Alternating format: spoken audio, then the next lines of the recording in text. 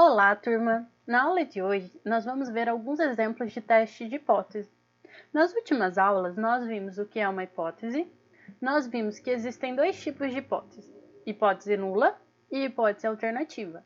A hipótese nula a gente chama normalmente de H0, e a hipótese alternativa nós chamamos de H1 ou HA. A hipótese nula normalmente indica uma hipótese de igualdade, enquanto a hipótese alternativa nos indica uma hipótese de diferença, pode ser entre as médias, entre as variâncias, entre os desvios padrão, entre os parâmetros que nós estamos interessados em estudar.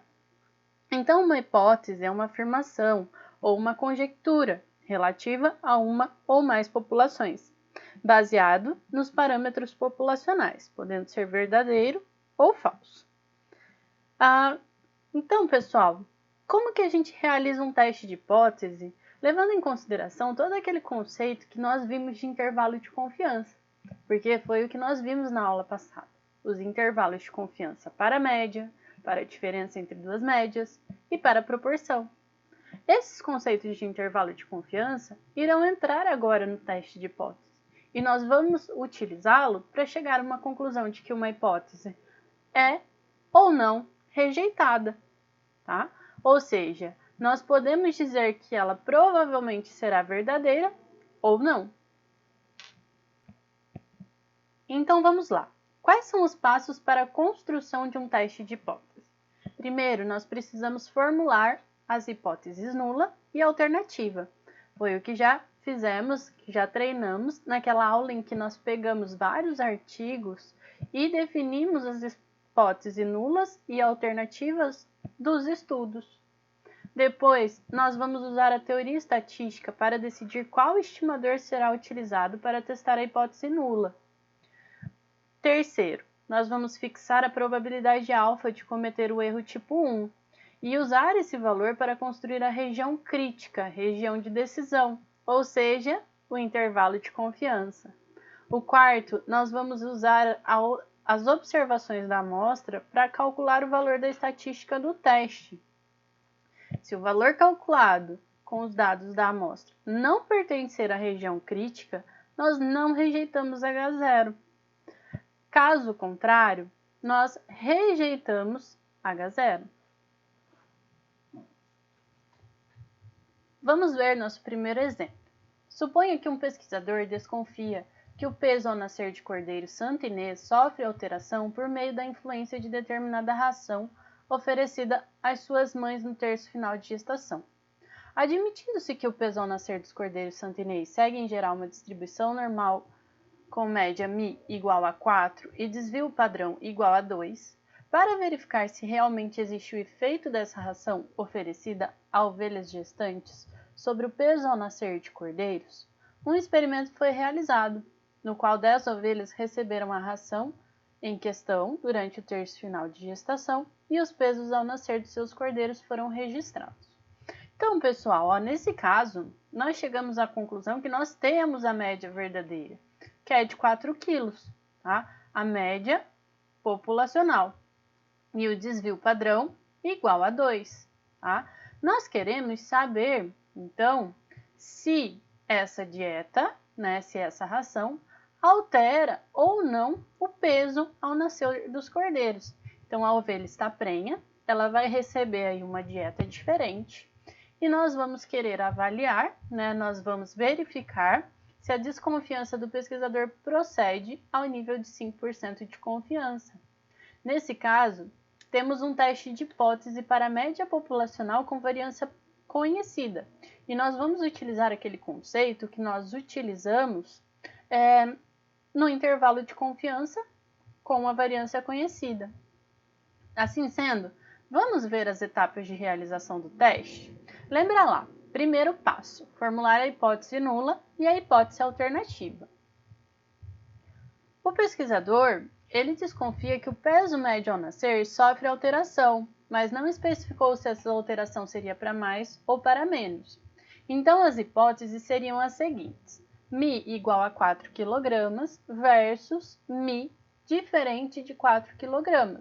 Lembra lá, hipótese nula igualdade. Hipótese alternativa, diferença. Use a teoria estatística para decidir qual estimador será utilizado para testar a hipótese nula. Tá? Então, esse é o segundo passo. Como o peso ao nascer dos cordeiros santenês segue distribuição normal e é um teste para a média com variância populacional conhecida, nós devemos utilizar a distribuição normal padrão.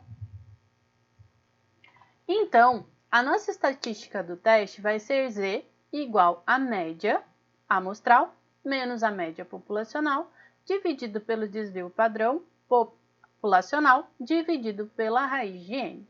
Nós temos aí a nossa estatística do teste, que nós vamos utilizar no nosso cálculo. Então, pessoal, vamos agora ao nosso terceiro passo, que é fixar a probabilidade alfa de cometer o erro tipo 1 e usar esse valor para construir a região crítica, regra de decisão.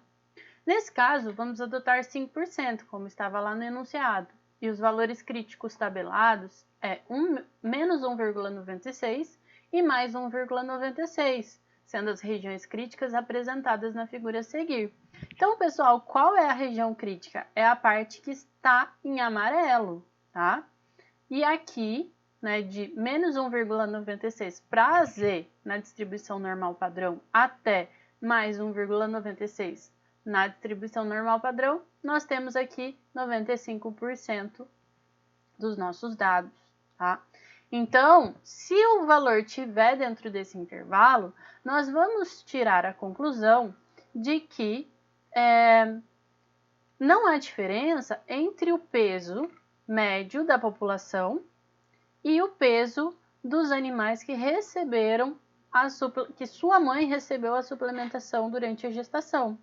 Se estiver fora, nós vamos chegar à conclusão que os animais ou apresentaram um peso menor, né, se o valor médio da amostra for menor, ou apresentaram um peso maior, se o valor médio da amostra for maior e estiver em uma das regiões críticas, ou seja, fora de 1,96 e acima de 1,96, né? Abaixo de menos 1,96 e acima de menos 1,96.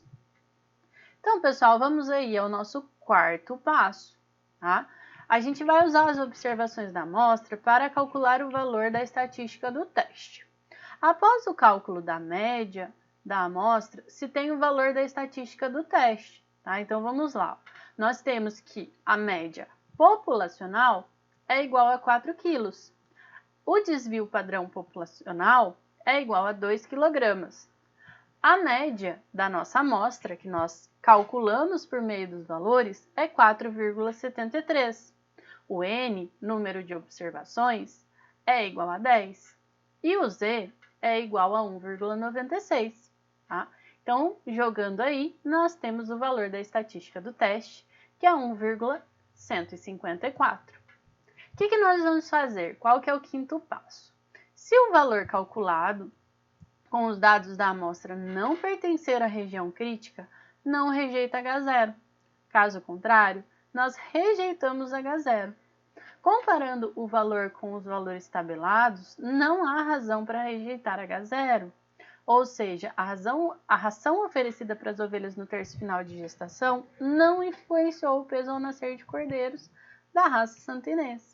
Tá? Por quê? Porque o 1,52 está dentro do intervalo de menos 1,96 a mais 1,96. Tá? Então, nós temos aí o valor de estatística do teste.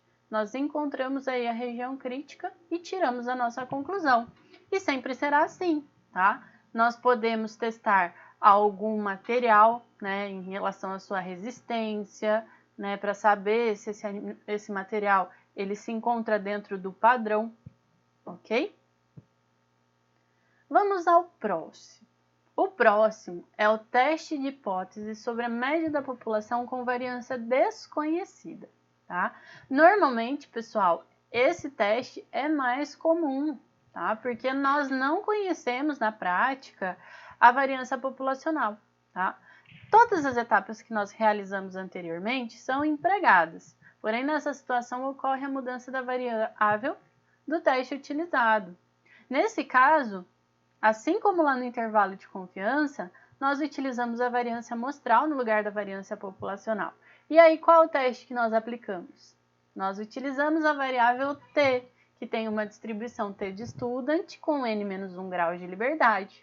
Então, fixamos ao nível de significância alfa e obtemos na tabela dessa distribuição t n-1 alfa sobre 2, que possibilita, então, a determinação de uma região crítica. Vamos ver um exemplo? 8 cordeiros passaram por um manejo diferente no período pré-desmame e verificou-se os seguintes perímetros torácicos: 65, 60, 60, 54, 69, 69, 65 e 67. Então, pessoal, nós podemos concluir ao nível de 5% de significância se o perímetro torácico médio é igual a 58 centímetros. Tá? Então, nós temos aí um valor base, né, 58 centímetros, e nós queremos concluir a esse nível de significância se é igual. Tá? Então, primeiro passo, pessoal, prestem atenção nos passos. Primeiro, formular a hipótese nula e a hipótese alternativa.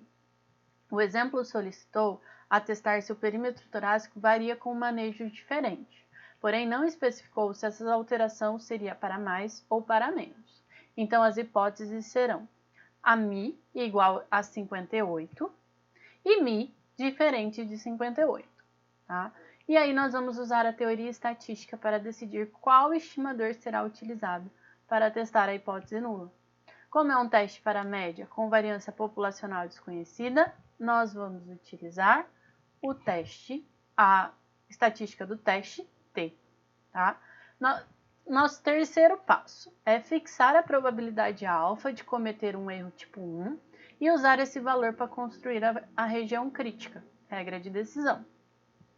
Nesse caso, adota-se alfa igual a 5% e os valores críticos tabelados menos 2,365 e mais 2,365, sendo as regiões críticas apresentadas na figura a seguir.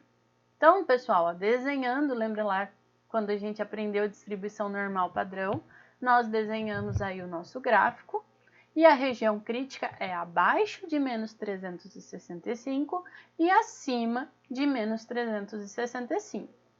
Qual que é o quarto passo? Use as observações da amostra para calcular o valor da estatística do teste. Após o cálculo da média da amostra, se o valor da estatística do teste, que é μ, nós utilizamos μ igual a 58, o desvio padrão é 5,23, a média é 63,62, o n é igual a 8 e o t 2,365. E aqui nós temos t, a nossa estatística do teste, que é igual a 3,039. Tá? O quinto passo é, se o valor calculado com os dados amostrais não pertencer à região crítica, não rejeite H0. Caso contrário, rejeite H0. Então, pessoal, comparando o valor calculado com os valores tabelados, nesse caso nós rejeitamos H0. Ou seja, o perímetro torácico médio não é igual a 58 centímetros. Por quê, pessoal? Vamos voltar lá naquele gráfico? Nós temos aqui, ó, lembrem desse valor, que a estatística do teste é 3,039. Então, vamos lá no nosso gráfico. Aqui, nós temos o nosso intervalo, menos 2,365 e mais 2,365. Esse valor 3,039 está acima, está na partezinha amarela, ou seja, se encontra na região crítica. Então, nós podemos chegar à conclusão que houve diferença, ou seja, a nossa média da amostra foi superior à média atual da população. Então, provavelmente, o tratamento que nós aplicamos apresentou diferença significativa em relação ao que nós víamos antes. Tá? Então, ou seja, ao valor de 58 centímetros. Então, nós podemos concluir aí que a média 63,62 é maior do que a média 58, tá, pessoal? Então, só uma pausa para a gente fazer uma discussão, né? Pode acontecer de um valor qualquer, né, não 63,62, porque nós acabamos de fazer o teste e nós chegamos à conclusão que o 63,62 é diferente de 58 e é maior, tá? Porém, pessoal, como nós trabalhamos com variabilidade, nós aceitamos aí um erro devido a trabalhar com essa amostra, nós aceitamos números que são diferentes como iguais, tá? Igual nós vimos no exemplo anterior. Os valores da média amostral e da média populacional, apesar de serem diferentes, serem números diferentes, eles são iguais devido à variabilidade, porque essa diferença, ela normalmente deve ter ocorrido, né, essa diferença numérica deve ter ocorrido no exercício anterior devido à variabilidade do erro da amostra, né? Lembra lá que toda vez que nós trabalhamos com amostra, nós trabalhamos com um erro, tá? Então, essa variabilidade foi devido a esse erro, ok? Aqui nós temos que realmente é diferente. Esse valor 63,62 é diferente do 58. Então, provavelmente, o tratamento que nós utilizamos fez efeito e os animais apresentaram maior perímetro de tórax. E isso vale para qualquer coisa, tá, pessoal? Pode ser para um material, pode ser, por exemplo, para blocos de concreto, que nós estamos avaliando a resistência. Vamos supor que nós tenhamos 2 dosagens de concreto e nós queremos avaliar se a média, elas diferem entre si, tá? Como nós vamos ver agora o teste de hipótese para a diferença entre duas médias, tá? Nós temos duas alternativas aqui, ou testes para duas amostras independentes ou testes para duas amostras dependentes, tá?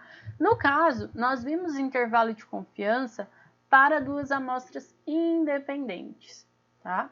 O teste para duas amostras independentes é o teste mais frequente em estatística, utilizados nos casos em que os dados de amostra eles não estão relacionados com valores da outra, tá? Então, uma amostra não está relacionada com a outra e as seguintes pressuposições devem ser observadas para a realização do teste. As amostras de cada população investigada devem ser aleatórias e independentes. Foi basicamente o que nós falamos agora. A segunda alternativa, as variâncias das duas populações, ou seja, variância 1 e variância 2, não são conhecidas, porém devem se admitir que elas são iguais, isto é, a variância 1 é igual à variância 2, tá? Tem que arrumar aqui, deve-se admitir que elas são iguais, tá? E letra C, as variáveis das populações de onde as amostras foram selecionadas devem apresentar distribuição aproximadamente normal, tá? Isso vocês vão escutar muito, pessoal, quando vocês forem fazer aí um experimento, tá? A distribuição for normal, a distribuição apresentou comportamento normal, tá? Por quê? Porque a maioria dos testes levam em consideração a normalidade, tá? Nós realizamos a análise por meio da normalidade, tá? Então, antes de fazer até o teste, tá? Por exemplo, para duas amostras independentes, nós fazemos o teste para descobrir se essa distribuição realmente é normal ou não, tá? Nós vamos já discutir isso melhor mais para frente, ok? Então, vamos lá. Então, a gente faz aí esse teste. As hipóteses testadas é H0 igual a μ igual a 1 versus H1, que pode ser de 3 tipos, tá? Eu posso tentar saber se a média 1 é maior do que a média 2, se a média 1 é diferente da média 2, se a média 1 é menor do que a média 2, aliás, se a média 1 é maior que a média 2, se a média 1 é menor do que a média 2, tá? Nós podemos fazer aí essa comparação. Como as variâncias populacionais são desconhecidas, nós vamos utilizar a estatística T, tá? Nós vimos lá em aula intervalo de confiança com variâncias populacionais conhecidas, né? Para a diferença entre as médias também. E nós utilizaríamos, se fossem conhecidas, a estatística Z. Porém, nesse caso aí, nós vamos utilizar a estatística T. E aí, nós vamos aplicar a seguinte equação para T, tá? Nós já vimos essa equação lá em intervalo de confiança, que é a média da amostra 1 menos a média da amostra 2, menos a média da população 1 menos a média da população 2, dividido pelo SC, que é o desvio padrão conjunto. Acho que, se eu não me engano, na outra aula a gente chamou o SC de SP, mas é a mesma coisa, vezes a raiz de 1 dividido pelo número de observações da amostra 1, mais 1 dividido pelo número de observações da amostra 2. E nós temos aí o valor da estatística do teste.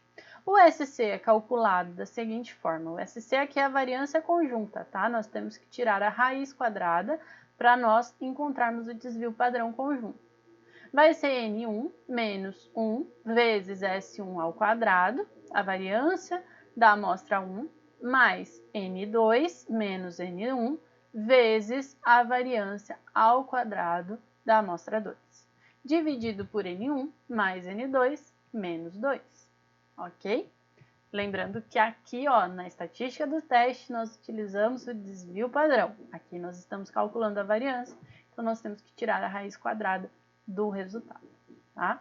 Então, para a aplicação deste teste, é necessário que as variâncias populacionais, embora desconhecidas, possam ser consideradas homogêneas. Portanto, antes da realização do teste, é indispensável verificar se as variâncias são homogêneas. Nessa situação, as hipóteses testadas são, nós temos aí duas hipóteses, que a variância 1 é igual à variância 2, né? E a hipótese alternativa é que a variância 1 é diferente da variância 2, que pode ser a variância 1 ser maior do que a variância 2 ou a variância 1 ser menor do que a variância 2. Então, pessoal, nesse teste nós fazemos dois testes, tá? Primeiro teste para ver se as variâncias são iguais e segundo teste para ver se as variâncias são diferentes, ok? Então, nós fazemos dois testes de hipóteses, tá? E aí, depois a gente faz o teste para a média. Na verdade, nós fazemos três, tá? Nós fazemos o teste para ver se as variâncias são homogêneas, nós fazemos o teste para ver se há normalidade entre as populações, entre os nossos dados, e por fim, nós fazemos o teste das médias, tá? Para verificar se existe diferença ou não entre as médias. A variável para o teste de homogeneidade de variâncias de duas populações é independente e dada por... Pessoal, nesse caso a gente usa o teste F, tá? E utiliza a tabela F de Snedeker, tá? Porque daí a gente... E é muito simples esse teste para a gente verificar se as variâncias são homogêneas. A gente pega o maior valor de variância, né, que pode ser da amostra 1 ou da amostra 2, e divide aí pelo menor valor de variância, que pode ser aí da amostra 1 e da amostra 2. Um exemplo, vamos supor que a amostra 1 tenha menor valor de variância. Então, a gente vai fazer S1 ao quadrado dividido por S2 ao quadrado, ok? E aí, nós pegamos aí lá na tabela F, assim como nós utilizamos a tabela T, utilizamos a tabela da distribuição normal e comparamos com o valor tabelado. Por exemplo, um pesquisador quer verificar os perímetros torácicos de cordeiro ao nascer das raças Hampshire Down e Ile de France de Féry. Foram pesados 10 animais de cada raça. Tá? Testar ao nível de significância se os perímetros torácicos eles diferem. Os perímetros torácicos em centímetros foram observados. Então, nós temos aí duas raças de animais. Primeira raça, Ile de France, né, da mesma espécie, no caso ovinos, e segunda raça, Hampshire Down. Nós temos aqui os valores 56, 56, 44, 56, 52, 51, 53, 50, 51 e 58. E de Hampshire Down, 63, 58, 55, 55, 57, 58, 68, 58, 58 e 65. As hipóteses testadas são as seguintes. Lembra lá, nosso primeiro passo do teste de matches é criar as hipóteses. H0, hipótese nula, é que a média de Ile-de-France é igual à média de Hampshire Down, versus a média de Ile-de-France difere da média de Hampshire Down. Tá? As médias de perímetro torácico para cada uma das raças são: nós temos aqui que a média de Ile-de-France, já calculando aqui a média, né? Nós já estamos acostumados a calcular a média, é só somar todos os valores e dividir pelo número de observações, 52,7 centímetros, e a média de Hampshire Down, 59,5 centímetros. O desvio padrão do perímetro torácico para cada uma das raças, para a Ile-de-France foi igual a 4,8 centímetros do desvio, e para Hampshire Down, 4,35. Vamos ver o teste de homogeneidade, porque lembra que nós precisávamos ter que a variância da população 1 é igual à variância da população 2, tá? Então, vamos lá. Nós temos que o menor valor de variância é 18,94. Aliás, maior valor de variância é 18,94. E o menor, 16,68. E aqui nós temos aqui o valor de F, tá? O valor que nós encontramos de F. F é igual a 1,136 e o F tabelado é 3,71, tá? O que nós vimos aqui? Tá? Que o valor, ele está dentro do intervalo. Então, as variâncias, elas são homogêneas, tá? Porque esse valor aí de F, ele é menor do que o valor tabelado, tá? Ele está aí dentro do intervalo de menos 3,179 a mais 3,179, ok? Eu vou enviar para vocês a tabela de F, tá? Para vocês verificarem aí como a gente encontrou o 3,179. Então, beleza, pessoal. Nós já pressupomos que a nossa variável tenha uma distribuição normal, Nós vimos que as variâncias são homogêneas. Pessoal, uma terminologia. Às vezes a gente utiliza homogeneidade de variância como sinônimo de homocedasticidade, tá? Perdão. Então, homogeneidade de variâncias é igual a homocedasticidade de variâncias. Pode ser que vocês peguem aí um artigo científico e está dizendo aí que a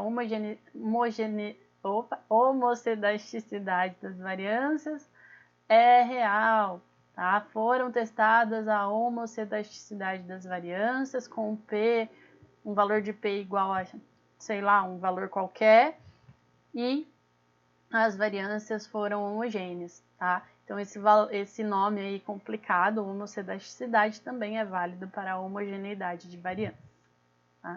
Agora, vamos ao desvio padrão conjunto, o SC, tá? Ou SP ao quadrado, tá? Então, calculando aí, nós encontramos 17,81 e para calcular, primeiro aqui é a variância, né? Para calcular o desvio padrão, nós tiramos a raiz quadrada, que é igual a 4,22 centímetros. Então, o valor T do teste é menos 3,60,29, tá? E a estatística do teste é 1,729.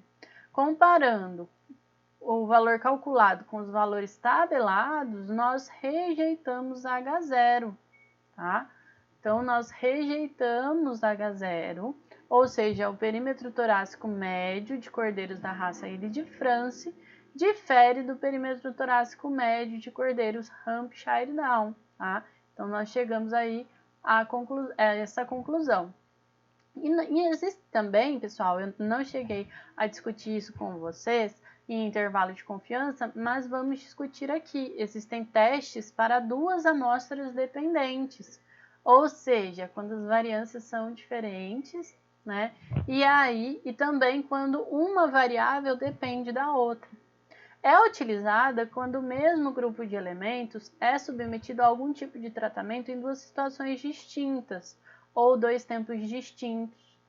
O objetivo seria saber se um determinado tratamento realizado faz com que o resultado final se altere. As hipóteses testadas são as seguintes, né? Vamos supor que nós temos a média no primeiro momento e a média no segundo momento, tá?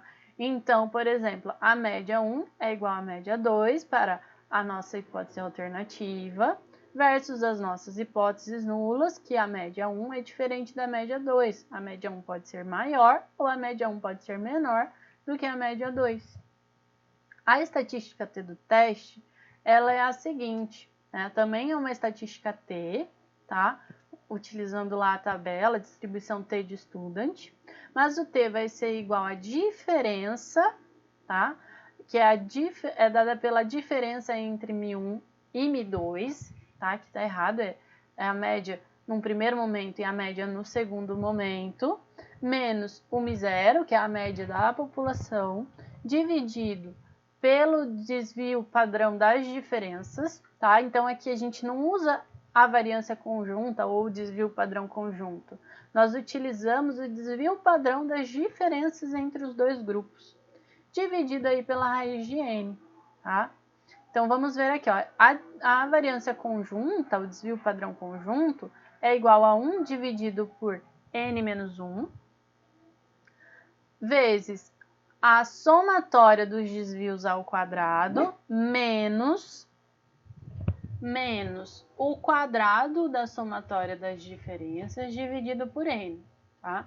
Então, nesse caso, nós observamos a diferença para o teste para igualdade de duas médias independentes, tá? E aí calculamos aí essa variância, considerando todas as diferenças entre as observações dependentes, tá?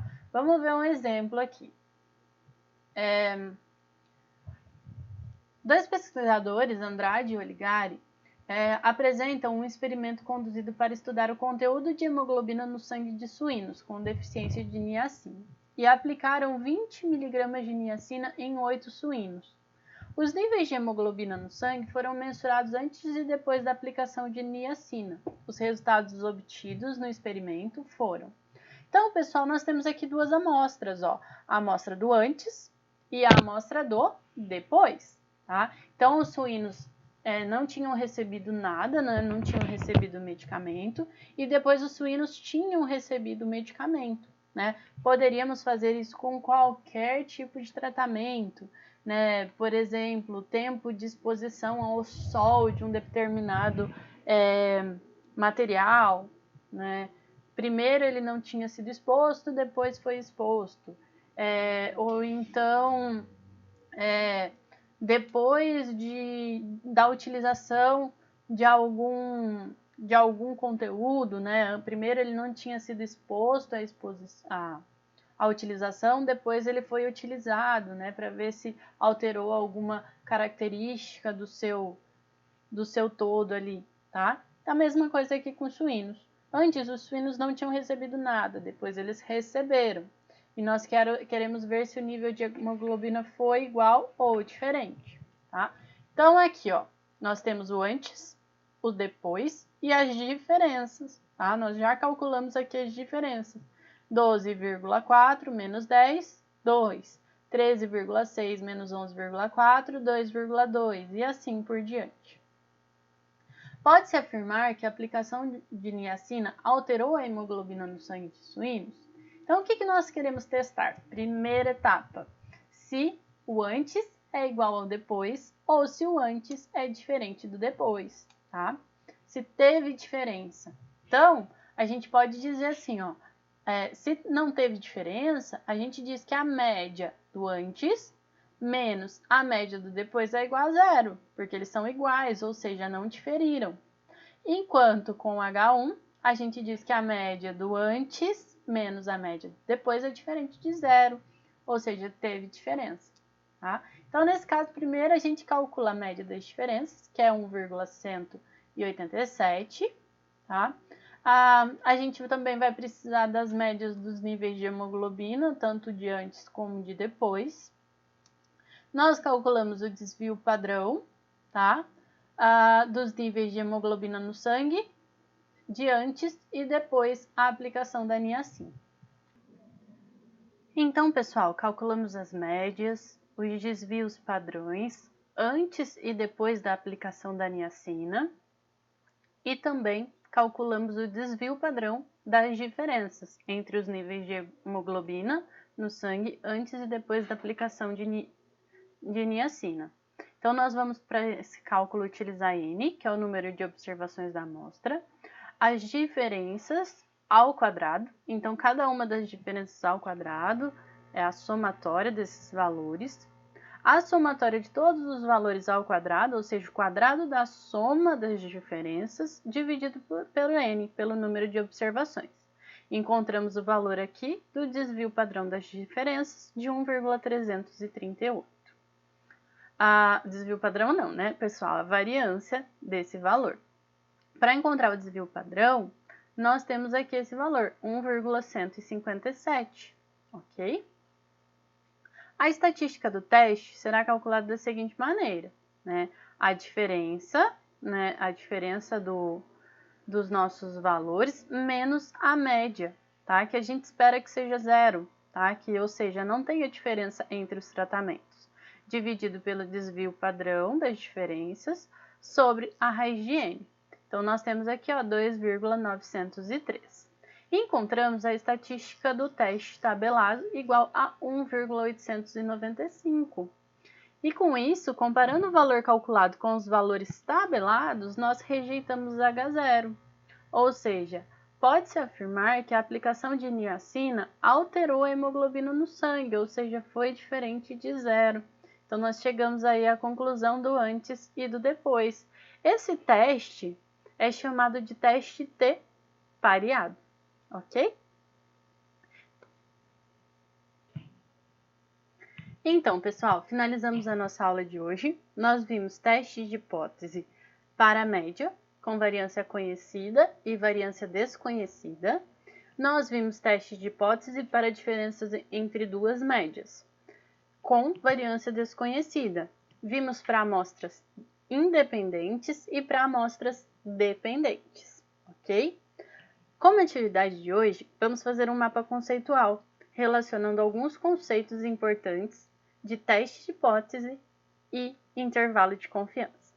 Então, pessoal, até mais! Qualquer dúvida, estou à disposição.